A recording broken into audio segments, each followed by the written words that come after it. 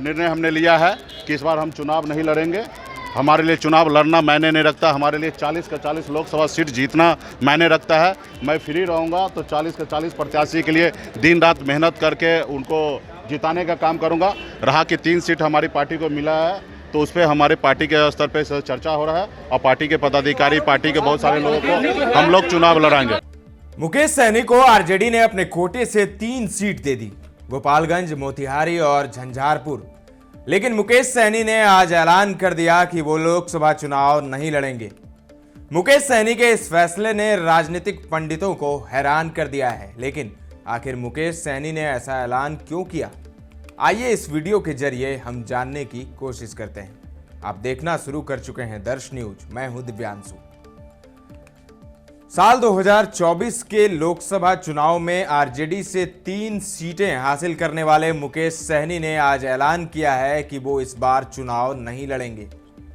वैसे भी आरजेडी ने उन्हें लोकसभा की जो सीटें दी है वहां मुकेश सहनी का कोई प्रभाव नहीं है, मतलब उनकी पैठ वहां पर नहीं है। पिछली बार वो खगड़िया से लड़े थे और कोसी सीमांचल के इलाके में उनकी पैठ मानी जाती है, लेकिन उनमें से कोई सीट उन्हें नहीं दी गई है। चुनाव नहीं लड़ने के ऐलान के पीछे क्या कारण हो सकता है? मुकेश सहनी चुनाव हारने का अनोखा रिकॉर्ड बना चुके हैं। शायद पुराने अनुभव ने ही उन्हें इस बार चुनाव लड़ने से रोक दिया है। मुकेश सहनी बिहार के मौजूदा दौर के उन राजनेताओं में अकेले ऐसे नेता हैं जो बाप और बेटा दोनों से चुनाव हार चुके हैं। बाप ने उन्हें लोकसभा चुनाव में हराया था तो बेटे ने विधानसभा चुनाव में उन्हें मात दी थी। बिहार के किसी दूसरे नेता के पास ऐसा कोई रिकॉर्ड फिलहाल नहीं है। मुकेश सहनी ने वर्ष 2019 के चुनाव में राष्ट्रीय जनता दल के नेतृत्व वाले महागठबंधन से तालमेल कर चुनाव लड़ा था। तब उन्हें कुल 3 सीटें मिली थी, तब भी उन्हें 3 सीटें ही मिली थी। मुकेश सहनी ने खुद खगड़िया सीट से चुनाव लड़ा, सामने थे एलजेपी के महबूब अली कैसर। वर्ष 2019 के चुनाव में महबूब अली कैसर कमजोर उम्मीदवार माने जा रहे थे, लेकिन उन्होंने खगड़िया लोकसभा सीट से मुकेश सहनी को करारी शिकस्त दे दी। महबूब अली कैसर ने सहनी को करीब 2.5 लाख वोटों से चुनाव हराया था। वर्ष 2019 में महागठबंधन के साथ चुनाव लड़ने वाले मुकेश सहनी वर्ष 2020 में पाला बदलकर बीजेपी के साथ चले गए।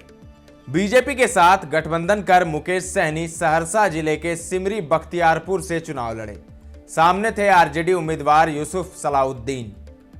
बता दें कि यूसुफ सलाहुद्दीन सांसद महबूब अली कैसर के बेटे हैं। वर्ष 2020 के विधानसभा चुनाव में यूसुफ सलाहुद्दीन ने मुकेश सहनी को सिमरी बख्तियारपुर से हरा दिया। यानी वर्ष 2019 में मुकेश सहनी उनके पिता से चुनाव हारे तो वर्ष 2020 में बेटे ने मात दे दी। मुकेश सहनी अब तक खुद कोई चुनाव नहीं जीत पाए हैं। उनकी पार्टी का प्रदर्शन भी काफी लचर रहा है। वर्ष 2019 में वे महागठबंधन के साथ तालमेल कर 3 सीट पर चुनाव लड़े थे। सहनी की वीआईपी पार्टी के तीनों कैंडिडेट की स्थिति सबसे बुरी रही। मधुबनी में वीआईपी पार्टी के उम्मीदवार की तो जमानत जब्त हो गई और वे करीब 4.5 लाख वोट से चुनाव हार गए थे। मुकेश सहनी की पार्टी के दूसरे उम्मीदवार मुजफ्फरपुर से चुनाव लड़े थे। उन्हें भी 4,10,000 से ज्यादा वोटों से हार का सामना करना पड़ा।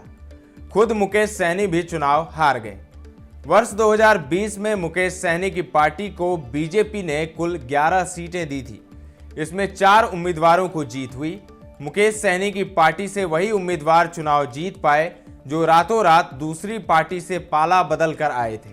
इसका नतीजा आगे चलकर यह निकला कि सहनी की पार्टी के सारे विधायक पाला बदलकर भाजपा में शामिल हो गए।